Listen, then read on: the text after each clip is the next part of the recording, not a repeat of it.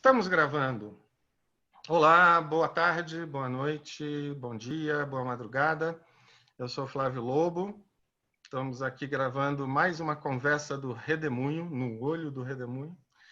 Dessa vez com o meu querido amigo, por enquanto, de WhatsApp e agora de Zoom, Ernesto Neto, um artista plástico. A gente vai falar bastante sobre ele, vamos falar sobre a obra dele, sobre o trabalho dele. Mas antes de mais nada, eu queria dizer para o próprio Ernesto que é um grande prazer, finalmente, a gente estar conversando.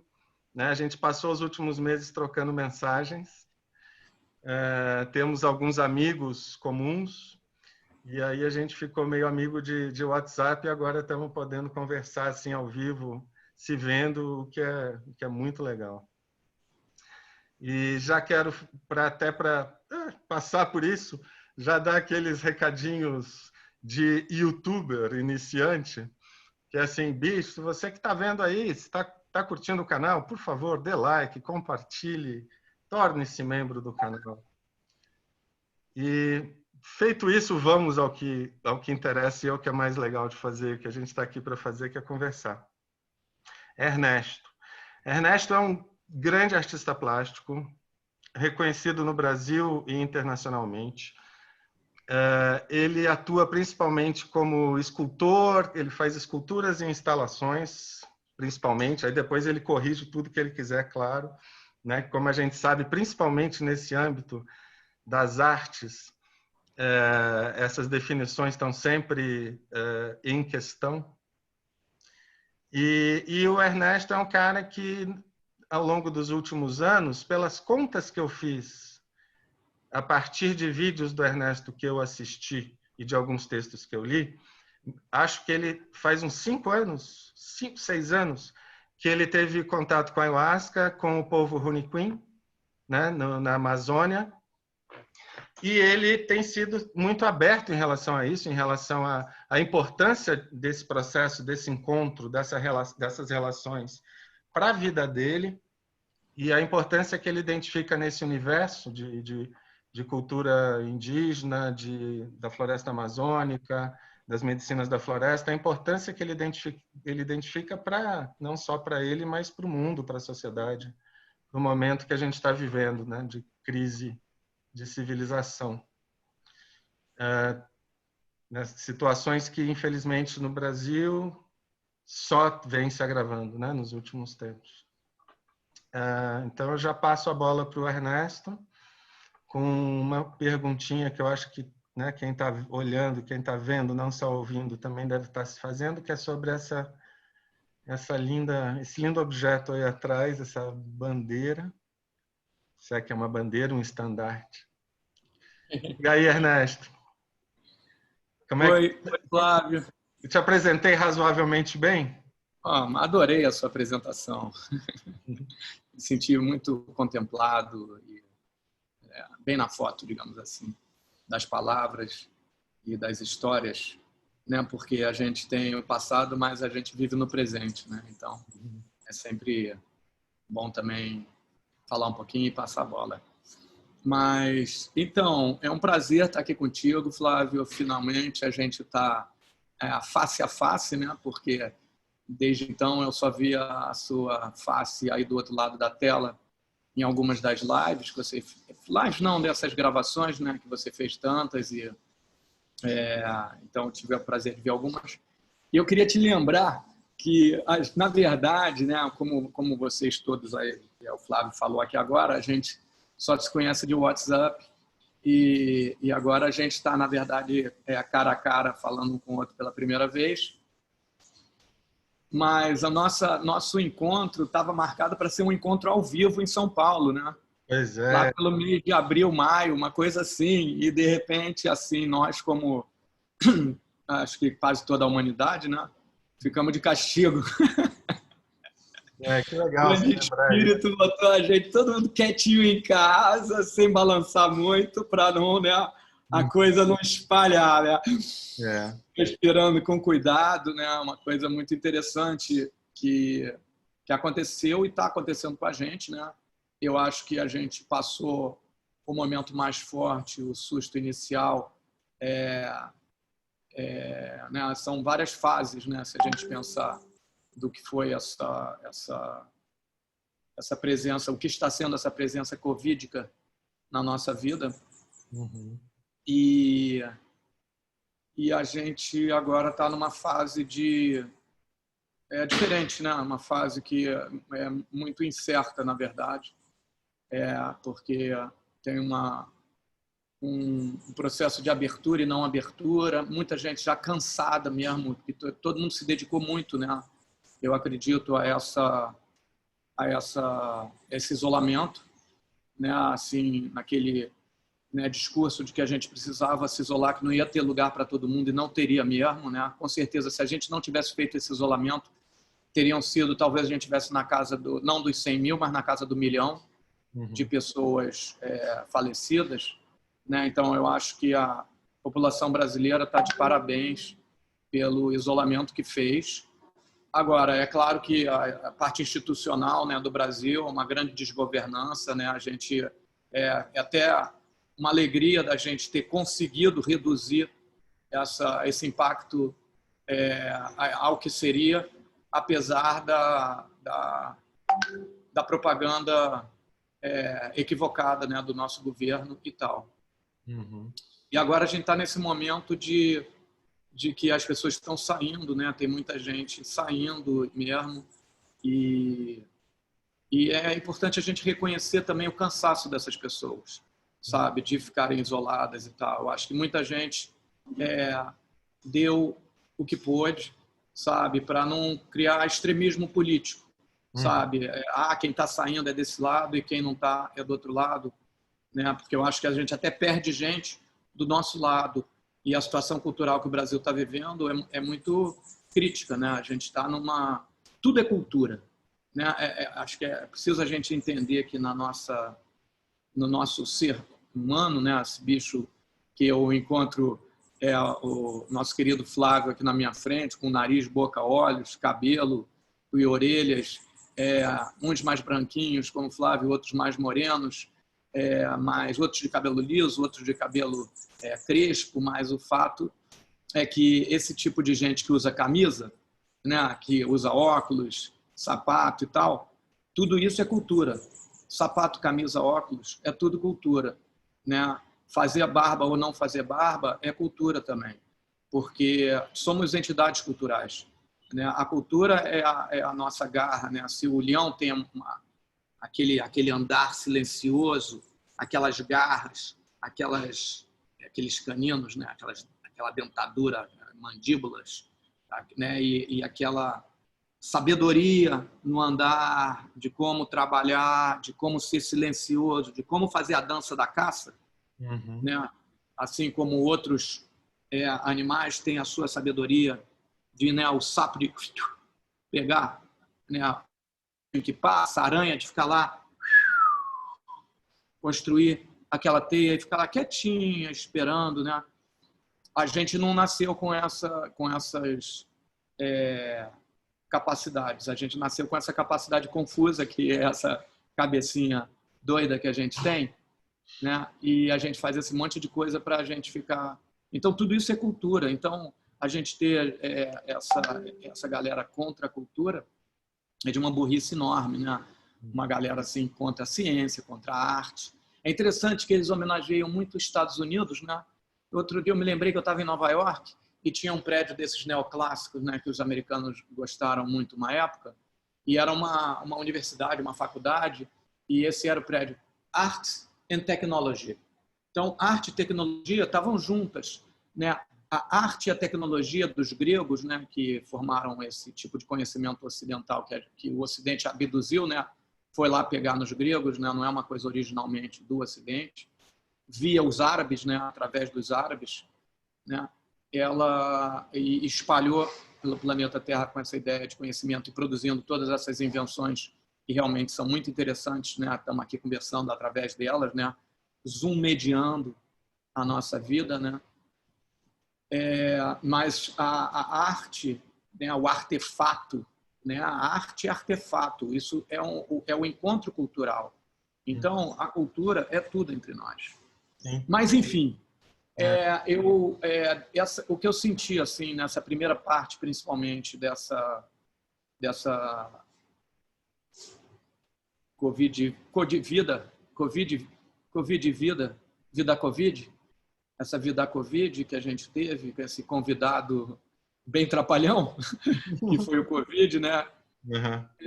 Eu acho que, né, foi um momento de muita dor, muita dificuldade, né? Muitos falecimentos, né? Muita doença, muita tristeza. Mas também, por outro lado, um momento de muita interiorização, né? Da gente ficar em contato com a gente mesmo, da gente ficar em contato com as nossas famílias. Acho que eu não sou o único que está falando isso, um monte de gente está falando. E é interessante que a interiorização, ela me parece como uma energia feminina, sabe? Uma força do você estar consigo mesmo, uma força mais vaginal, uma força do uterina, sabe? Então, a casa como útero. Então, é um feminino que a gente está precisando muito no nosso planeta, né? Assim, é um momento a gente está vivendo esse patriarcado, esse machismo, essa agressividade, esse ódio às armas, né? Você vê, é incrível que uma das armas mais cultuadas da civilização ocidental é a cruz, né? A cruz é um instrumento de tortura. E milhões de pessoas vão falar com Deus em busca da cruz. Ontem uma amiga me mandou um Pai Nosso muito interessante, um Pai Nosso que vem muito particular da família dela, que apesar de ser muito lindo, ele e ser muito bacana as coisas que ele fala, ele está sempre elogiando o Pai, Pai Nosso que estás no céu. Então a gente está sempre olhando para o céu e a gente se esquece de olhar para a nossa Mãe Terra. E é nessa Mãe Terra que a gente vive, né? A gente bebe a água da Mãe Terra, a gente come os alimentos da Mãe Terra, a gente vive o mantra da Mãe Terra, né? A Mãe Terra é quem a gente devia estar celebrando, divinizando, agradecendo, vovó Terra, né? Para dar uma amplitude maior à ancestralidade dela, onde estão nossos irmãos, né?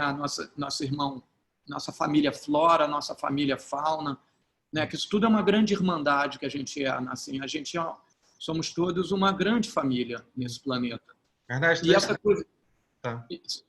essa coisa de colocar o Pai fora do planeta, lá no cosmos, nas estrelas, é interessante, porque a estrela Sol, ela é a fonte de energia vital do nosso planeta, a quem a gente gira em torno dela, né? Se a gente pensar numa planta, a planta ela está com uma raiz na escuridão total e com a copa na luz total. Então, é a raiz se entranhando o máximo possível naquele feminino terra e a copa se destinando àquela luminosidade sol. É necessário os dois. É o yin yang. Não é uma dialética escuro ou claro. É escuro e claro juntos. Então, acho que a gente precisa sair do ou e entrar no e. Então, acho que eu senti assim como se tivesse uma dieta do pajé, né? Os pajés, né? Esse aprendizado que eu tive com o povo Runicuim e também, digamos, um pouco com o povo Yawanawá, com o povo Tucano, com o povo Krenak, por alguns amigos que eu tenho, Guarani, sabe? Meus amigos também, Carlos e a Cris. Mas o povo Runicuim foi realmente quem me embalou e me encaminhou nessa jiboia. Deixa eu posso só fazer uma pequena intervenção antes da gente entrar nos Runicuim, porque só o que você falou até agora já me veio tanta coisa e eu gosto de fazer assim, eu gosto de falar o que me vem, aí depois a gente vê o que naturalmente a gente aborda, né, junto. Mas teve muita coisa aí nessa história toda. Primeiro eu queria só voltar uma coisa muito rápida, o estandarte aí atrás ou algo assim, ele tem algum nome? Não, isso tudo é para falar dele. Tá bom, então tá. Então depois a gente volta nesse caminho.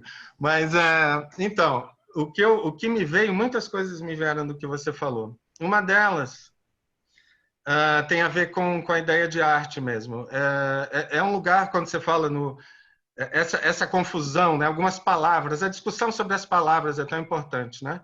Essa concepção de tecnologia, que é uma concepção divisionista, né? que é a que impera. Quer dizer, tecnologia é só uma coisa muito avançada que eu não entendo bem como é que acontece e que eu não domino e que vem de cima para baixo, né?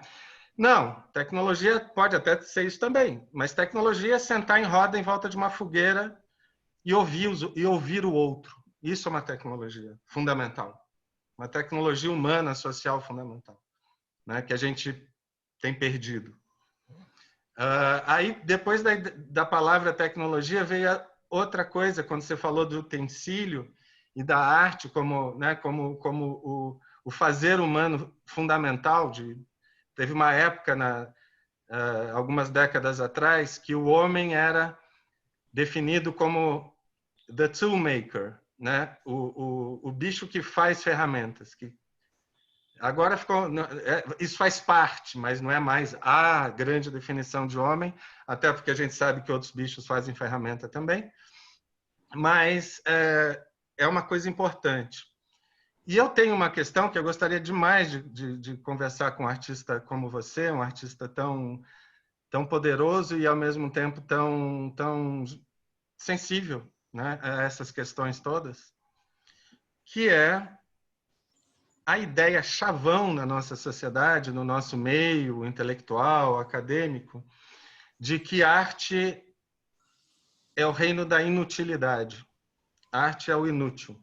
Eu tenho um problema com isso, porque eu acho que, às vezes, a gente confunde, a gente joga a criança fora junto com a água do banho. Então, assim, eu entendo que a arte deva, até politicamente, em termos existenciais, de postura existencial, se contrapor ao universo do utilitarismo. Mas eu acho que a palavra útil é útil. E ela não deve ser jogada fora junto. Então, acho que a gente deve tirar... É a minha visão muito pessoal. Eu acho que a gente deve disputar a palavra útil. A gente deve tirar ela da boca do utilitarismo, entendeu?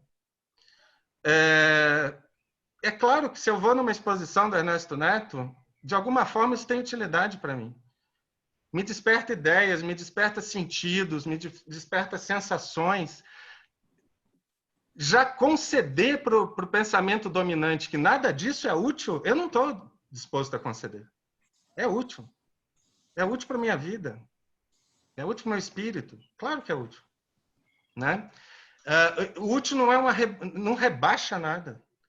O fato de que você que tem uma função na vida cotidiana, mundana, não rebaixa nada. Acho que esse é um dos grandes equívocos do modelo de pensamento dominante, que tem a ver, a meu ver, também com isso que você falou de terra e céu.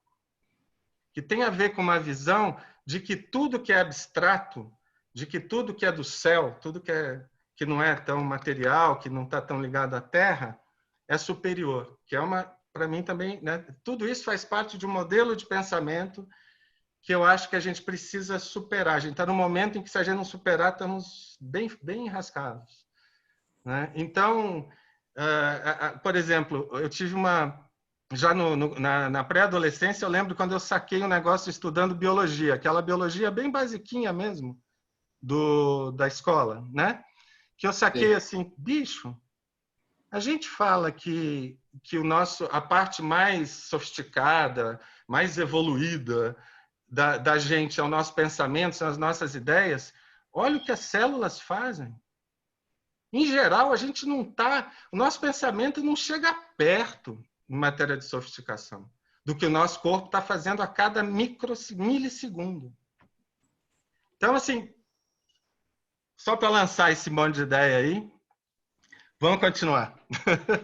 Pode retomar. Não sei qual delas que você quer que eu entre. Não, pode... Mas me veio aquela música assim... Inútil, a gente somos inútil, a gente filme não consegue publicar, a gente escreve livro e não consegue lançar, a gente joga bola e não consegue ganhar, inútil. E a gente elegeu o presidente e olha onde é que a gente está. Pois é. Então, olha, tem duas coisas assim, três, né, na verdade, importantes que você falou. Essa questão da utilidade é interessante, sabe? Porque, eu não sei se você está sabendo, mas o grande mestre pajé, escritor, orador, Ailton Krenak, ele lançou um livro chamado A Vida Não é Útil. Uhum. Então, sabe, a arte, tecnicamente, ela também não é útil. E olha, curiosamente, sem querer apareceu a palavra tecnicamente. Eu não pretendia usar essa palavra, mas ela veio. E essa palavra, tecnicamente, leva à tecnologia. Porque tecnologia o estudo, né? Técnica, tecno, vem da técnica, logia, o estudo da técnica. Então, foi interessante isso que você falou, que a tecnologia ela chegou a um ponto de tal distanciamento da nossa vida cotidiana que ela parece ser uma coisa inacessível, a não ser para os especialistas. Exato. E esse se tornou o lugar da tecnologia. E você falou que uma roda de conversa, uma fogueira, é uma tecnologia também. É engraçado, sabe? Eu acho até oportuno falar sobre isso, porque nessa ordem desse mundo, né, da pagelança, porque o que aconteceu? De uns tempos para cá, né, de uns 15 anos para cá, a turma da floresta, ela começou a... Ela teve, né, parece que nos anos 70, os povos indígenas conseguiram foi o tempo, os runicuins chamam do tempo do direito, né? Eles conseguiram começar a demarcar a terra deles, né? Teve com a Constituição de 88, eles da tutela e uma série de outras coisas, enfim, eles foram dando passos muito importantes para o direito. E no caso dos runicuins, a partir do tempo do direito, eles partiram para o tempo da cultura. Eles começaram a procurar a cultura deles, que foi muita cultura foi perdida, né? Alguns povos se perderam, os povos completamente, foram, né, genocidados. Outros, a cultura deles foi genocidada e outros perderam parte da cultura. Os runicuins são esses que perderam parte. Uma parte do povo runicuim hoje em dia nem fala a língua, mas outra parte manteve a língua, que é essa parte que eu encontrei, mas perderam muito da cultura e foram em busca dessa cultura. E tem vários protagonistas, inclusive um deles é o pajé Agostinho Camuru, que foi responsável pelo livro Una Isi Kaiowá, livro da cura, que de alguma forma me levou lá. E ele tem uma frase muito interessante. Uma frase, cara, que eu acho assim importantíssima. Sabe qual é a frase do pajé? Cultura é proteção. Então, olha isso. Em vez da gente estar pensando na nossa cultura, a gente está sempre querendo... Porque o problema do Brasil, do ser colonizado, o problema é um problema bem complexo, mas tentando puxar dessa tecelagem complexa, um deles é não saber quem ele é ser filho de um pai bastardo, né? Ser filho de um pai europeu e querer almejar aquela hereditariedade, aquela ancestralidade europeia, querer ser considerado ocidental. Esse é digno, reconhecido por aquele pai. É muito interessante. Isso, né? Reconhecido por esse pai como ocidental. E, o pior de tudo, negar a mãe indígena e a africana, né? A terra, inclusive, né? Assim, pai também é terra, tá lá, é outra terra, mas essa terra do pai, o encantamento, a sociedade do encantamento foi aniquilada via violência, fake news, mentira, filosofia, enfim, moralismo, tudo isso que foi utilizado para colonizar Brasil, África e etc., foi utilizado com eles mesmos para transformar a população menos abastada em proletariado e as mulheres em meras reprodutoras, porque eles precisavam de gente para a guerra, o rei precisava de gente, os reis precisavam de gente para a guerra e depois para produzir, serem proletariado, né? Serem a força de trabalho. Então, o Brasil sofre dessa dor, e fica querendo esse reconhecimento. Então, isso aí Então, voltando aqui, então o pajé falou isso, né? Cultura é proteção. Em vez da gente cultuar a nossa própria cultura, e a nossa multicultura, a riqueza maravilhosa que é o Brasil, esse Brasil incrível. A gente fica vivendo esse Brasil mesquinho, esse Brasil da escassez, que fica destruindo tudo e querendo só olhar o que tem do lado de fora. Mas sem reconhecer que o povo do lado de fora, a coisa mais importante para eles é a educação. Que todo mundo está na escola.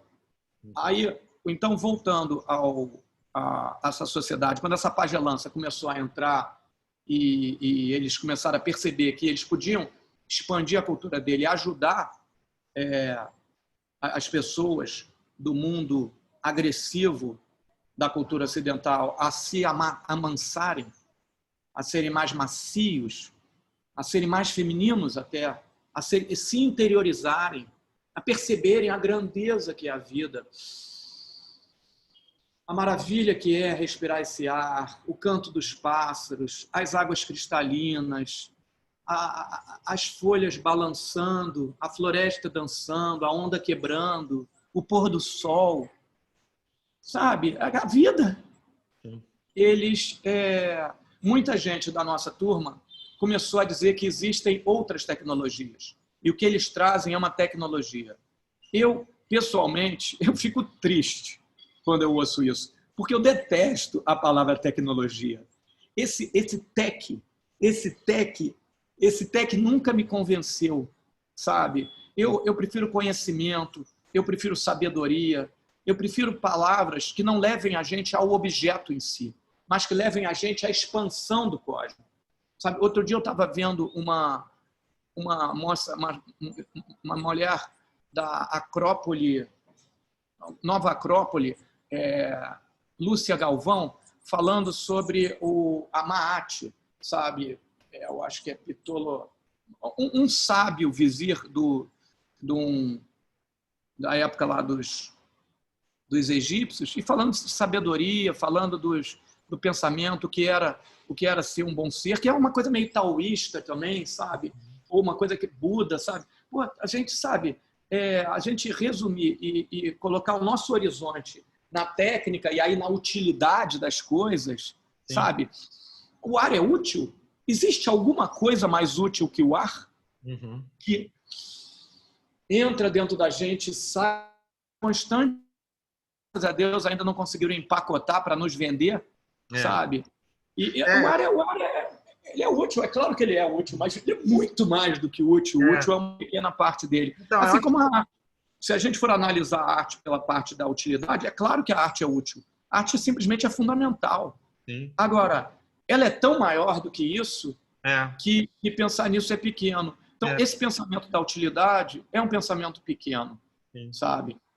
Agora, a minha questão é aquela velha história que você encontra em qualquer causa, né? Em qualquer luta de transformação, qualquer processo de transformação, que é aquela discussão, assim, tipo, concordamos como fundamental. O fundamental é uma crítica, é uma superação do utilitarismo. Essa superação é feita de uma maneira melhor com o resgate da ideia de utilidade, né? Transformando a ideia de utilidade, tirando ela do registro que hoje é dominante para ter um outro registro, ou a gente substitui a palavra mesmo, né? Então, aí são questões muito mais, eu acho, táticas do que estratégicas, né? É uma coisa assim de, né, como é que faz, como é que é melhor, né? Eu entendo total a sua, como dizer para uma pessoa que tem uma visão curta a importância daquilo quando ela só encontra a importância no limite da utilidade, né? Então, isso foi plantado na gente, isso é uma doença. Essa doença, ela se chama modernidade, ela se chama, né, essa transformação, esse desencantamento da sociedade com o planeta Terra, com tudo isso. Concordo. Eu acho que talvez seja fato, eu acho que é uma coisa em processo, mas eu acho que talvez a minha defesa ainda do termo útil, ela talvez esbarre numa constatação, que eu acho que é muito possível, de que a ideia, né, a palavra útil, ela foi tão impregnada de uma objetificação, quer dizer, no momento que você fala algo é útil, nesse mesmo momento você está tirando o espírito dessa coisa. Ela passa a ser um mero objeto, né, que você usa e joga fora. E descarta, inclusive, sem preocupação com o descarte. É possível mesmo, né? Que haja essa impregnância tão profunda que é melhor, bom, vamos usar outra palavra. Eu acho que é possível, sim.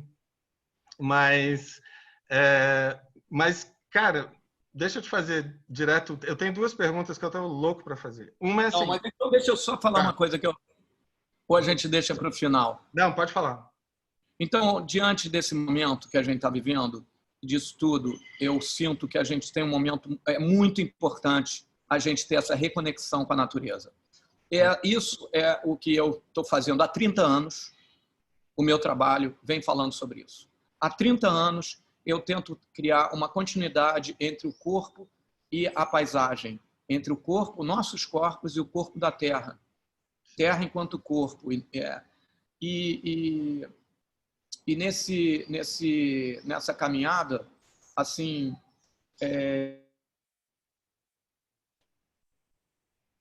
a gente, assim, o encontro aí com os pajés, com a turma Runicuim, com a força da medicina, a sabedoria das plantas e tudo mais, isso só veio a confirmar cada vez mais, intensificar e aumentar, obviamente, o meu conhecimento, porque o aprendizado que eu tive e tenho com essa turma, tanto com as pessoas, né? Assim como com as medicinas, é algo assim incrível. Uhum. Mas eu acho que então esse Covid é quase como se fosse um sopro, né, do espírito de Gaia para a gente realmente parar, né, parar a sociedade e a gente pensar, cara, o que a gente está fazendo aqui nessa Terra? Qual é a nossa? Vamos continuar destruindo tudo? É aquecimento global aí? Qual é o papo? Piramos, né? Assim, a situação negacionismo, então, não dá nem para acreditar que uma coisa dessa acontece, mas ela está acontecendo. Né? Então, é uma clara sopro forte, sabe? Assim, uma parada que dói, que causa transtorno. As coisas, a medicina não é assim um paz e amor, toma um copo de medicina, eu acho que aí vai ficar tudo bem, não sei o que. Não, meu irmão, tu vai trabalhar coisa assim muito complicada na sua vida, vai passar momentos difíceis, e qualquer trabalho que a gente tem profundo, seja um processo terapêutico ou um processo de meditação, sabe? Qualquer trabalho desse, quando a gente vai encarar uma coisa de fato, a gente é cheio de fantasma dentro da gente mesmo, monstros, que a gente vai encarar, sabe? Então não é uma coisa assim, não é para principiante, é parada séria, sabe? E a humanidade foi chamada a falar sério. O que vocês estão querendo, rapaziada? Aí, família, filharada, porra, não está dando, acorda. Então, a gente está sempre sendo doutrinado pela essa voz do norte, a voz colonizadora, a voz invasora que cria coisas incríveis, cria pensamentos incríveis, mas tem um efeito colateral muito complicado, né? E esse efeito colateral é tanto filosoficamente como os valores, né? O consumo é a grande medicina da cultura ocidental, né? Assim, tá passando mal, compra uma camisa, compra um tênis, você vai ficar melhor. Eu mereço. Eu mereço. Eu mereço. E aí daqui a pouco você lógica do eu mais. E quando você vê, você está trabalhando que nem um louco, porque quer um carro, aí quer outro carro, aí conseguiu comprar um avião, e aí descobriu um amigo que tem 2 aviões e fica louco porque quer comprar o 2º avião. E essa é a loucura, né, dessa gente que está aí no andar de cima, sabe? Esmigalhando todo mundo, e a loucura é que todo mundo está vivendo isso, que é essa loucura do consumo. Então, essa medicina é o vício. Então, é muito legal conversar com você, Flávio, porque você tem um trabalho também incrível sobre essa questão de criminalização das drogas, e essa questão do consumismo é uma droga, sabe? É uma tremenda droga, sabe? Esses shoppings todos, essa estrutura toda que a gente está vivendo, é como se você estivesse, sabe, botando cocaína na veia, sabe? Assim, uma parada que você não consegue parar de consumir, não consegue parar de mandar WhatsApp, aqueles outros negócios, Instagram, curtiu, não curtiu e tal. Estamos consumindo e sendo consumidos avalacionadamente. Estamos reproduzindo socialmente e psicologicamente aquilo que a gente está fazendo com a Terra, consumindo ela, sabendo que ela não aguenta mais. Que assim, não tem mais, a superpopulação vai acontecer, tem milhares de pessoas morrendo de fome e tal. Então, essa energia que está por aí, que foi colonizante no planeta inteiro, a energia vem do norte. A gente está começando aqui a nossa primavera. Tá? A nossa primavera está chegando. A Semana Santa, eu não sei se você sabe, ela acontece na primavera, sabia? Na primavera europeia. Eu não sei se a maioria das pessoas aqui estão ouvindo, mas eu sei que a grande maioria das pessoas não sabem, e eu também não sabia, que a Semana Santa flutua, todo mundo sabe.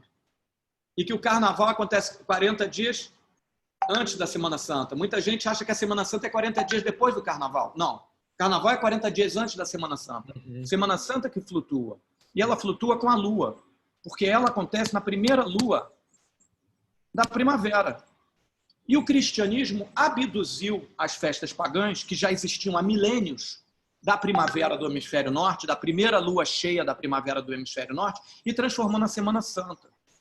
Então você vê que a Semana Santa, ela conta como é que é a dificuldade lá.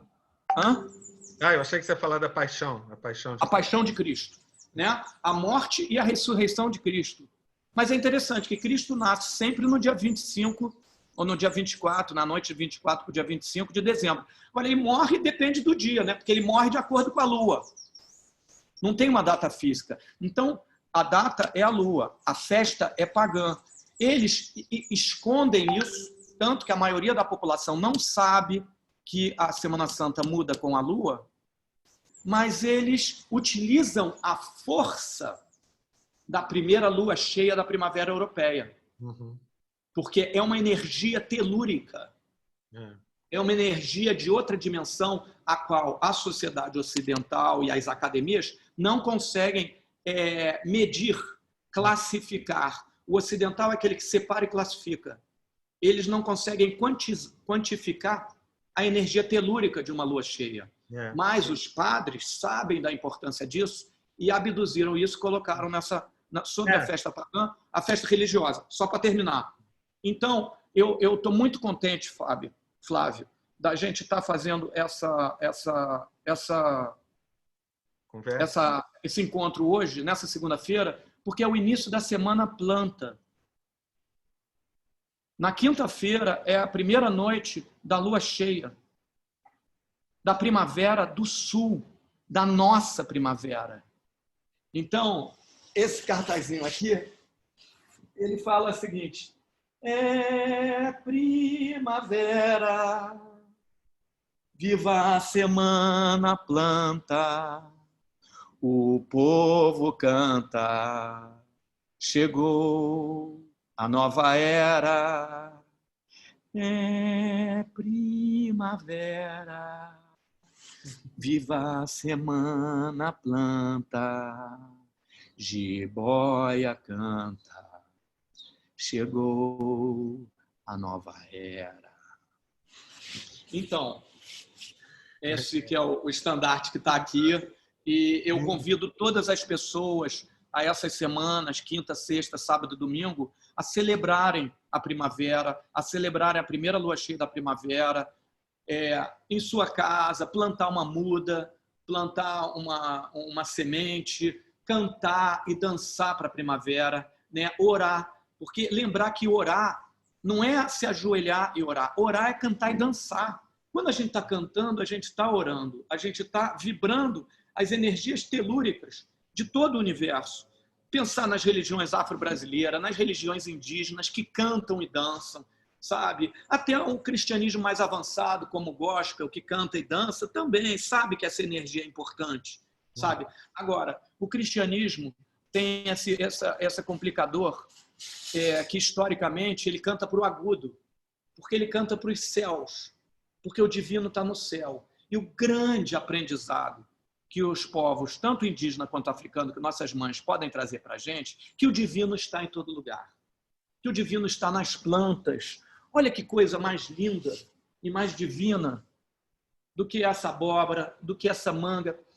soltando perfume, trazendo aqui sementes, trazendo aqui vida. E isso é maravilhoso. Então, a gente está na Semana Planta. Então, convidamos todos a celebrarem, cantarem, dançarem, mandarem mensagem para os amigos, mandarem flores, mandarem frutas. E manda um cesto de fruta para uma pessoa querida, manda um cesto de flores para uma pessoa querida. Agradece a todas as forças divinas, a Deus, a deusas, a tudo que é mais maravilhoso na vida, a sua mãe, ao seu pai, aos seus filhos, aos seus amigos, amores, até os inimigos, se tiver algum, porque se eles são inimigos, alguma coisa eles devem estar fazendo por você, né? Porque melhor não ter, né? Mas, enfim, é um momento de gratidão à vida, sabe? E lutar pelas dificuldades que a gente acredita mais na abundância, na delícia que é viver, sabe? Trazer vamos valorizar a nossa amada terra e a nossa primavera dos trópicos, nossa primavera do hemisfério sul. Não tem muita gente no hemisfério sul. Se a gente for olhar, tem a América do Sul, 1/3 da África e a Austrália ali, Oceania. O resto da turma toda está no norte, né? E a Antártida, que só tem pinguim mesmo lá, e a turma lá do frio, né? A Leão Marinho, essa galera maneira. Só. Cara, deixa eu te contar. É incrível, né? Como as palavras... Não é só as palavras são só, né, uma parte do que acontece nesses processos de conexão humana. Mas você... Essa sua fala, que começa lá com a primavera do hemisfério norte e tal, na hora que você começou a cantar, eu vi 2 tipos de seres, uma coisa muito floresta brasileira, índio brasileiro, mas sabe o que eu vi também em você? Sabe aquele vocalista do Jethro Tull? Sei. Total, sabe? Aquele escocês maluco que cantava levantando a perninha, assim? Parece um sátiro. Eu não canto de Jethro Tull, mas eu saco eles assim. Parece um sátiro, com aquela força. Assim mesmo, Uma coisa muito druídica, né? Uma coisa muito celta, né? E eu vi a mistura das duas coisas. Muito. Né? A primavera celta lá dos bosques da Escócia junto com a Amazônia, que foi muito bacana de ver isso em ti. Então, essa turma do Jethro Tull é uma turma que acreditou nisso. Que nos anos 60 as pessoas acreditavam. Estaram na primavera, na lua cheia, na lua nova, no amor, na igualdade, na fraternidade, sabe? É uma coisa assim que a gente precisa muito dela de volta, sabe? Assim, e foi disso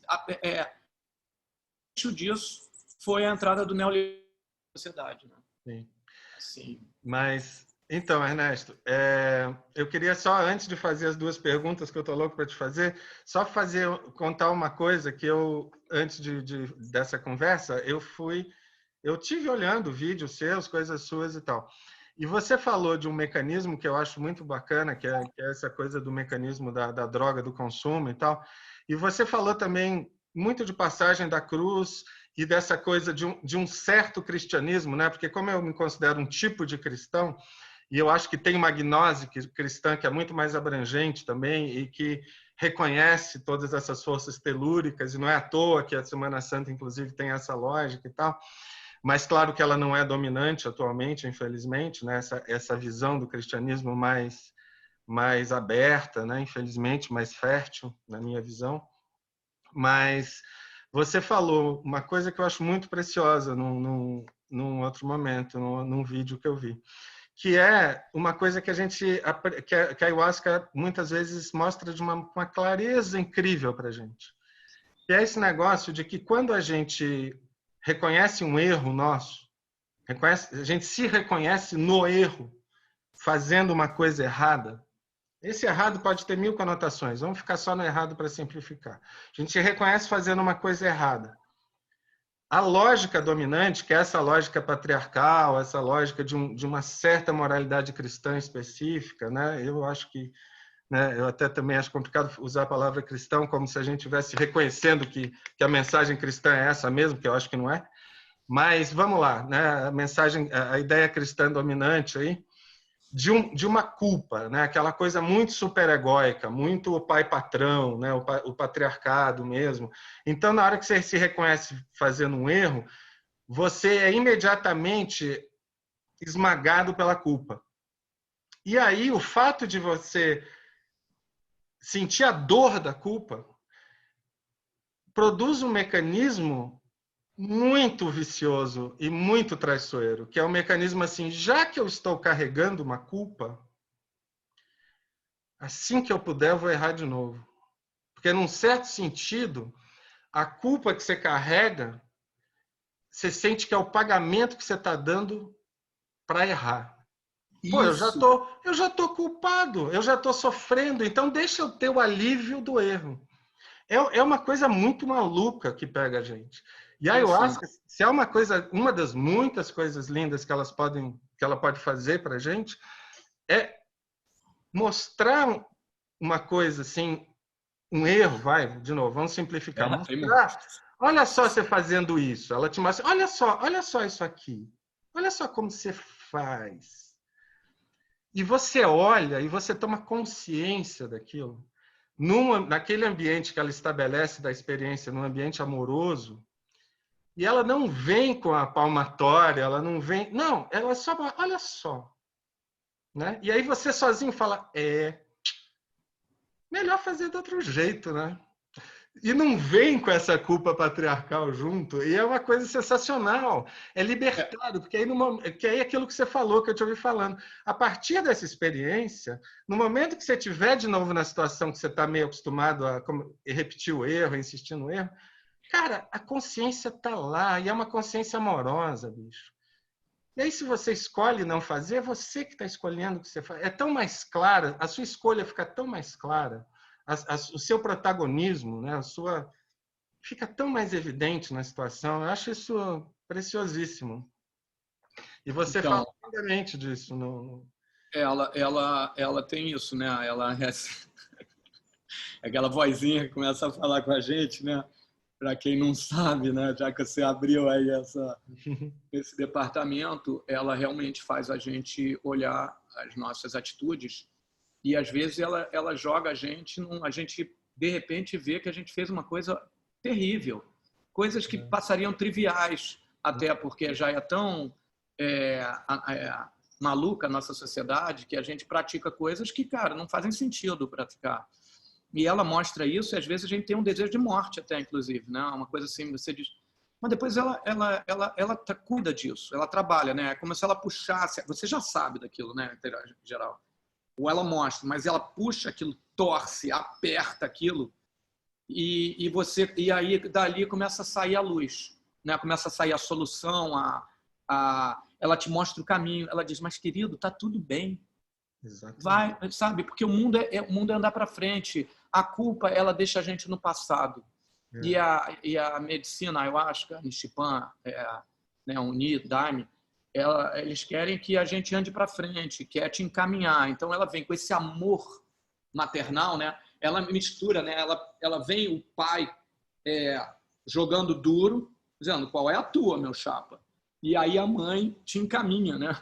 Tem uma coisa assim, não sei se é pai e mãe isso, talvez esteja sendo um pouco estereotipado, né? Nessa energia do masculino e feminino, mas é um amor tão grande, né? De mamãe de boia que ela ensina. Ela ensina. Essa que ela ensina. Aquele ser que acabou, na experiência, aquele ser que acabou de levar uma quebra do seu orgulho egóico, né? É justamente aquele ser que foi quebrado em seu orgulho egóico que se conecta com amor e que recebe amor. Então, aí você desarma esse negócio da culpa. É muito interessante. Esse processo é sensacional. E esse processo é o momento da coletividade, né? Nesse momento, quando acontece, quando a gente mais começa a entrar em transe coletivo, né? Em ternura coletiva, a gente sai do nosso ego e a gente vê que a gente é só mais uma folha dentro de um jardim maravilhoso, de folhas incríveis, e que o mais lindo é estar dentro desse jardim, cantando e dançando com esse jardim, do que estar recolhido no seu palco particular ou no seu totem, sei lá, na sua jaula, no fim das contas. Eu acho muito bacana, você fala muito em dança, né? Para mim também é uma ideia muito central. E aí vem a minha primeira pergunta, que tem a ver com tudo que a gente está falando, mas tem especialmente a ver com o que você falou dos 30 anos do seu trabalho, da sua caminhada como artista e tal, que é essa coisa desse projeto de integração, né, do corpo, da ideia e tal. E aí, a pergunta é a seguinte, eu, olhando as suas obras ao longo do tempo, me dá... antes de eu saber que você só conheceu a ayahuasca há 5, 6 anos, olhando as obras, eu falei, bicho, esse cara já nasceu tomando ayahuasca, entendeu? Porque assim, as obras antes de você conhecer a ayahuasca já me passam uma coisa que conversa tão intimamente com as minhas experiências com as medicinas da floresta, que isso eu queria te perguntar. Como é que foi, cara, na hora que você as ingeriu no contexto, na floresta, com os Uniquim, né? Foi muito uma coisa de confirmação de sentidos que você já percebia, você já falou um pouco isso, mas eu queria que você contasse um pouco. E se você reconhece uma mudança na sua trajetória de artista, acho, a partir daí. Eu acho que dentro de todo o meu histórico pessoal e os meus valores que eu recebi até familiarmente, talvez, nessa relação com a natureza, a minha experiência de vida, me moldaram de alguma forma, né, a ser quem eu sou. Mas quando o encontro com a ayahuasca, né, com toda essa força da floresta, com certeza confirmou muita coisa. Se você pensar nos meus desenhos, eu estou desenhando, eu estou jiboiando desde o começo. Eu não tinha essa noção de que a jiboia é essa força sagrada, profunda do conhecimento, dessa conexão total. A jiboia está em todo lugar, tudo isso. Tudo é jiboia, sabe? Assim, quem sabe é o DNA, né? Ela é o DNA, as duas jiboias subindo com a escadinha que faz a conexão entre céu, terra, masculino, feminino, claro, escuro, toda essa conexão cósmica, né? Mundo, inframundo. Mas o que é interessante, já que a gente está falando, você tem também esse culto, digamos assim, esse culto no sentido cultural, né, de cultuar, de estudar aquele assunto, a psicodelia, eu comecei a perceber dentro de mim, me lembrar muito dos tempos que eu era muito maconheiro mesmo, sabe? Então, quando eu era adolescente, eu fui muito maconheiro. E era aquele lance de ir numa cachoeira fumar um baseado, de estar sempre fumando baseado, e de fumar o bem, você está sempre se relacionando com a planta, né? A planta, ela é muito poderosa, ela é sábia, ela tem que tomar cuidado também, não é uma coisa simples. Maconha não é brinquedo, sabe? Principalmente para a gente mais jovem, né? É uma parada muito séria, muito sábia, sabe? Assim, eu nem fumo hoje em dia, mas eu agradeço muito a tudo que eu recebi, todo prazer maravilhoso, né? Eu dizia assim, que o mundo é como se fosse o eterno retorno. Você dá uns tapas e o mundo todo fica diferente. Até que ele vai voltando e aí ele volta ao que era antes. Mas nessa volta é de uma sabedoria profunda. E não que eu não fumo hoje em dia, mas posso estar fumando amanhã, não tenho nada contra, não. Mas num determinado momento da minha vida, quando eu comecei a ter que trabalhar, mundo adulto, ter que se relacionar com certas situações e tal, o mundo da bebida tomou conta de mim, sabe? O mundo do álcool, ele se tornou muito mais presente na minha vida do que o mundo do fumo. Eu fiquei um tempo sem fumar, depois voltei a fumar, sabe? Assim, não da mesma maneira que eu fumava, de uma forma diferente, muitas vezes combinada com álcool, que me fazia entrar em êxtase assim, incríveis e sair vários cantos e uma conexão profunda com o mundo, sabe? De uma forma diferente, com estar naquele lugar, aqui naquele lugar. Mas, assim, nunca nada me deu o que a ayahuasca tem. É algo assim, sobrenatural, né? Assim, uma parada assim, de uma medicina sagrada mesmo. Ela é a pajé, né? Chegar ali para os Chai Ronicuim, do Abu San lá, e a turma aí, quente mesmo, dos velhos, fera lá, me dizer, você é o pajé, ele vai dizer, eu não. Pajé é medicina, eu sou estudante. Só isso, meu irmão. É incrível, né? Como eu também acho isso. Eu acho que muita gente, né, percebe isso. Quer dizer, há outros portais, outras substâncias portais, né? Muitas vezes é isso. Ela te abre um negócio e você entra ali naquela dimensão. A coisa maluca da ayahuasca para muita gente, como você acabou de dizer, para mim também, é que já vem o condutor junto, já vem, já está junto, já está embutido. Não só abre o portal e já te pega pela mão, assim, e já sabe, já tem uma condução super inteligente da própria medicina ali embutida naquela experiência. É uma coisa realmente. Porque é a força telúrica mesmo, cara. É a medicina da vida, cara. É o seguinte, assim, uma coisa bem importante dela é que ela te coloca no devido lugar. Uhum. Sabe? Existem coisas maiores do que você. Muitas coisas. A vida, essa dimensão superior da vida, não sei se superior, né? Uma ideia mais expandida. A vida, a dimensão da vida é muito maior do que a dimensão de você. Eu quero te falar, compartilhar uma coisa com você. Esse aqui é um livrinho que eu estou lendo de um cara chamado Emanuele Cocchia. É lançado pela editora Dante, se chama Metamorfoses. Bicho, que linda a capa. É uma capa do Luiz Zerbini, cara, maravilhosa, tem ilustrações incríveis dele, sabe? É lindo o livro, uma edição preciosa, feita pela Ana Dante, que é uma pessoa de muita qualidade. Né, assim. Cara, que lindo. Chama... Deixa eu só marcar uma coisa, que nos vídeos eu gosto muito de fazer assim, coisas desse tipo, você mostra um negócio tão legal, eu vou colocar na descrição do vídeo depois um link para alguma página que tem esse livro, sabe? Para as pessoas poderem...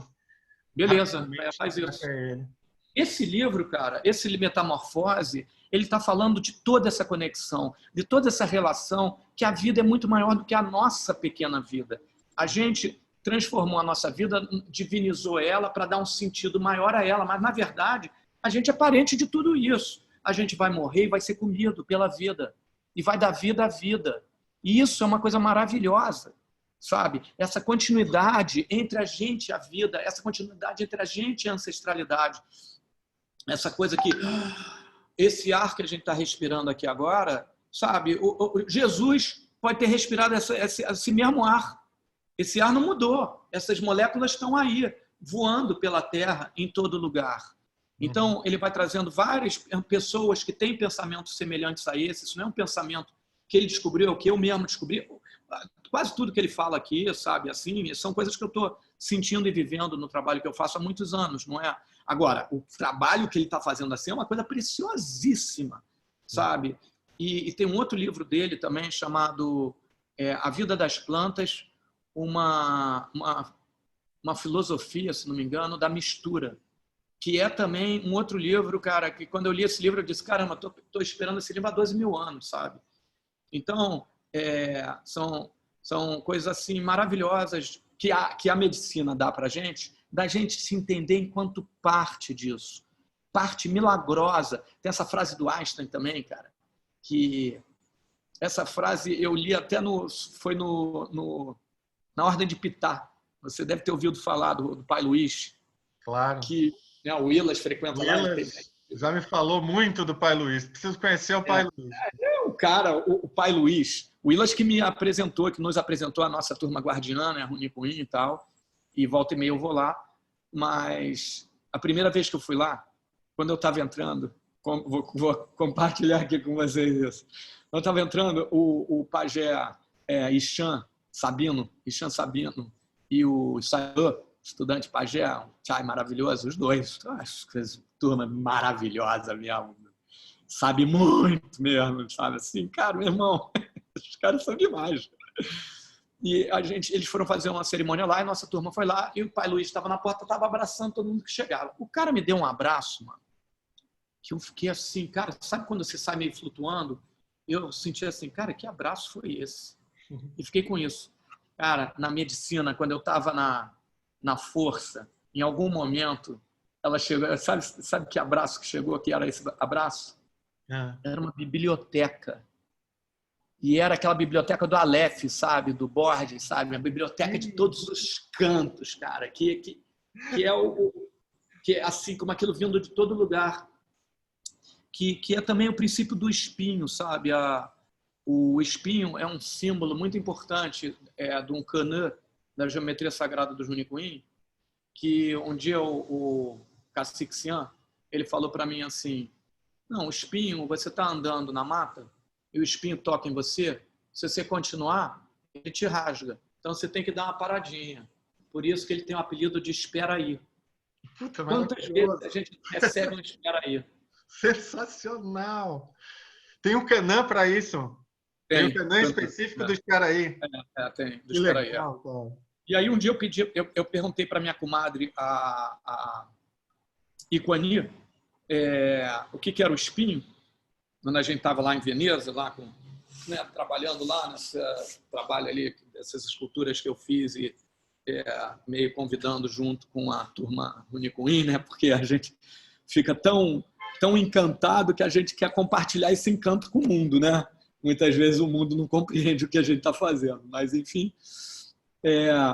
Aí eu perguntei isso para ela, ela disse: o espinho é quando você está conectado para todos os lados, sabe? Então é como se estivesse saindo aquelas setas para todos os lados e você, ao mesmo tempo, você está protegido, porque ele mesmo te protege.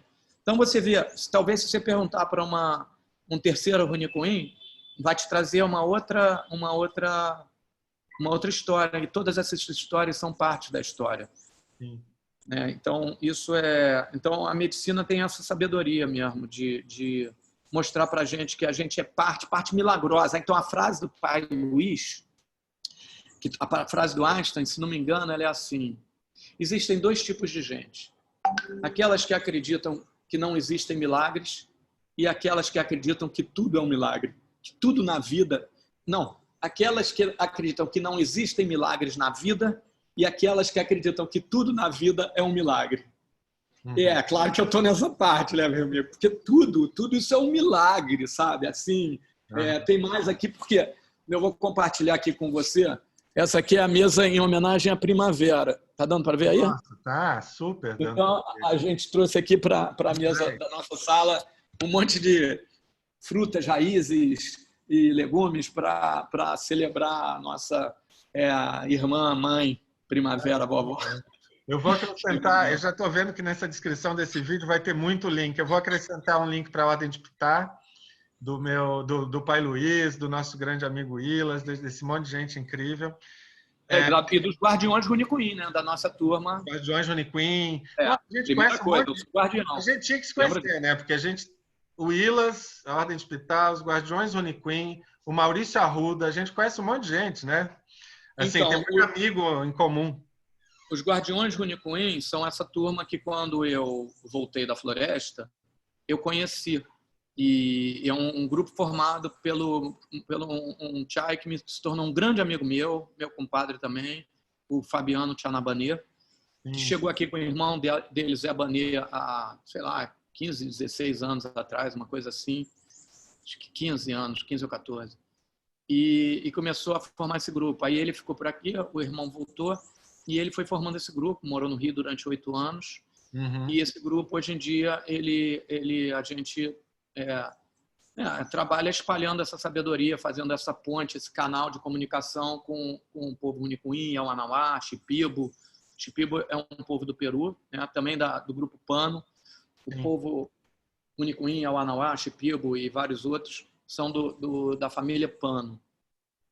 Tá. Só uma coisa que talvez quem esteja ouvindo, algumas pessoas talvez não saibam bem o que é. Se puder dar só uma notinha de pé de página rápida sobre Canã. Canã é a geometria sagrada. É sem pulseira aqui agora. Deixa eu pegar aqui um. Pega aí.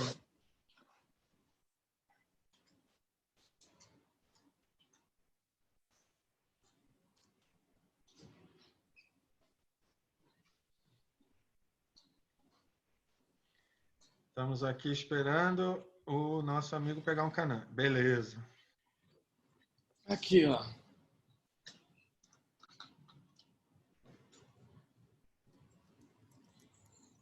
Maravilha. Esse aqui é do jacaré. Não, não. Esse não é do jacaré, não. Esse aqui eu acho que é até do espinho. Uhum.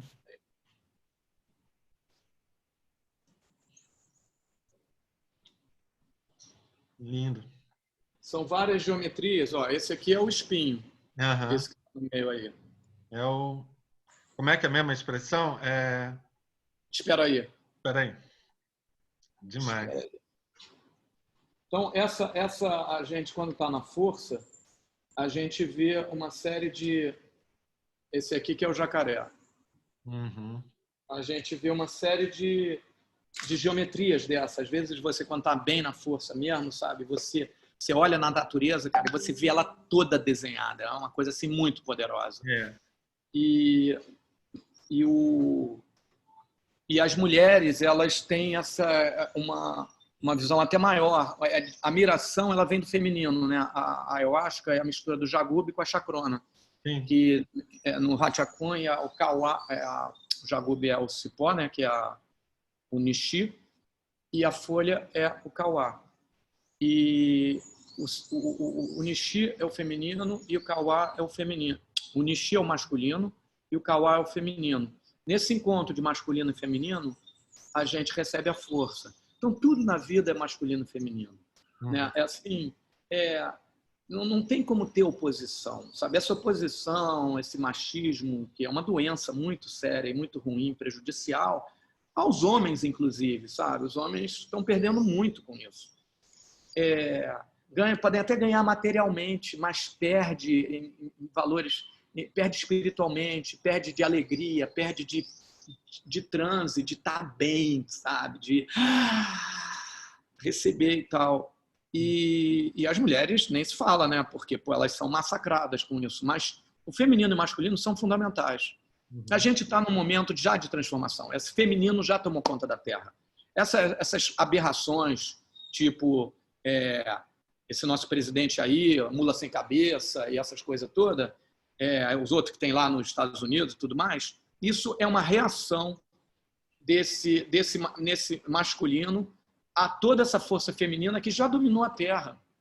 Então, a gente espero que a destruição seja a menor possível, mas esses caras estão com os dias contados, sabe? Eles já estão morrendo, sabe? A gente vai ter uma transformação muito profunda e eu acho, cara, eu sinto alguma coisa muito forte dessa primavera. Por isso que eu acho que é importante que a gente vibre isso, um trabalho coletivo de vibrar essa energia da primavera para que essa energia da vida, que ela realmente comece a nos conduzir. Porque a gente está na energia da morte. Não é à toa que tem tanta morte por aí. A gente está cultivando a energia da morte, sabe? É a energia do fogo, da queimada, da matança generalizada, da grosseria, da burrice, sabe? A burrice o que está acontecendo no Brasil e em várias outras partes do mundo também, sabe? Assim, acima de tudo, uma grande gente burra, sabe? Com todo respeito aos burros, aliás, né? Melhor nem usar essa palavra, porque eles, aliás, estão bem mais inteligentes do que essa turma que está aí. Sim. Sabe? Então, assim, enquanto a mula sem cabeça continuar aí conduzindo a mula sem cabeça enquanto entidade, né? Não o próprio cara que está sentado ali naquela cadeira, mas a entidade mula sem cabeça que está conduzindo ele e os mulinhos sem cabeça que estão por aí espalhando mentira, sabe? Mentira é coisa feia, sabe? É feio mentir. A mamãe já dizia isso. Vamos ouvir a vovó. Vamos ouvir a mamãe mais uma vez. Então, tudo, sabe, se resume à coisa mais importante da vida, que é a maternidade. Sem ela não existe. Pelo menos a vida sexuada. Né? Não existe também sem o pai. Precisa do pai também. Mas o laboratório, a casa... Precisa de uma mãe. Lembrando a canção do Zeca, né? Do filho do Caetano, tão bonita. Como é que é a canção? Aquela, todo homem precisa de uma mãe. É super muito legal. Aliás, eu lembrei eu estava aqui tentando achar que deve ser uma coisa que você... Imagino que seja uma coisa que você conheça e curta também. Porque a gente está nessa de fazer, eu acho legal, a gente está fazendo tantas homenagens e me veio outra, porque você vai falando, eu vou ouvindo e vou lembrando de coisas. E me veio aquela música do Lucas Santana, quando você falou do DNA e tal, ele tem uma canção belíssima, que é aquele negócio das serpentes eternas que sobem por nossas pernas, e o sêmen, uma mistura de sêmen com semente e tal. É maravilhoso, é uma canção que eu acho incrível. Esse álbum que ele lançou é uma coisa incrível, É. sabe? Ele tem uma introdução assim maravilhosa, ele é muito sábio, né? O Lucas está fazendo um trabalho belíssimo mesmo. E Medicina está trabalhando nele também. Sim, pois é. Os dois artistas que eu queria muito ter naquela série de encontros para conversar sobre a ayahuasca, que você topou aí, né? Que como você falou, e seria o nosso primeiro encontro presencial. Espero que ainda se realize. Foram você e o Lucas, né? Foram os dois artistas que eu mais queria ter lá, né? Bom, mas deixa eu fazer a minha última questão aqui, que é, para mim, o negócio. Eu quero muito te ouvir. Como eu te disse antes da gente começar a gravar essa conversa, eu fui até para a internet para procurar umas imagens de trabalho seus que, para mim, remetem muito a essa questão que eu vou te fazer. Então, eu vou daqui a pouco compartilhar a tela e vou passando aqui algumas imagens de trabalho seus. Mas a questão é a seguinte: uma das muitas coisas, mas uma das coisas que me deixam, que eu acho que é um mistério lindo, incrível, das mirações com a ayahuasca, é que frequentemente, eu não diria que sempre não, mas frequentemente, aquelas visões que vêm quando a gente está na força da ayahuasca, para mim, e eu já sei por conversar com pessoas, que para muitas outras pessoas também, além de serem magníficas, além daquelas estruturas arquitetônicas, pictóricas, uma mistura de arquitetura com flora, com fauna, é uma coisa universal que você não reconhece bem quais são as origens culturais daquilo, porque é tão misturado, é tanta coisa ao mesmo tempo que é difícil. Mas, ao mesmo tempo, essa é a questão para mim que eu queria te perguntar. Ao mesmo tempo, eu reconheço uma personalidade artística ali. Parece que é um artista, parece que tem um artista que tem, sabe, o jeito dele de lidar com formas e cores e tal, que frequentemente, quando eu estou nas mirações, eu entro na galeria dele. É um artista maravilhoso, incrível, que, para mim, eu vejo muito também nas suas obras, mas sabe quando você reconhece que tem uma personalidade artística ali? E é uma coisa que eu só senti com a ayahuasca, eu só entrei nessa galeria que tem essa característica com a ayahuasca e com o DMT. E com o DMT, né, puro.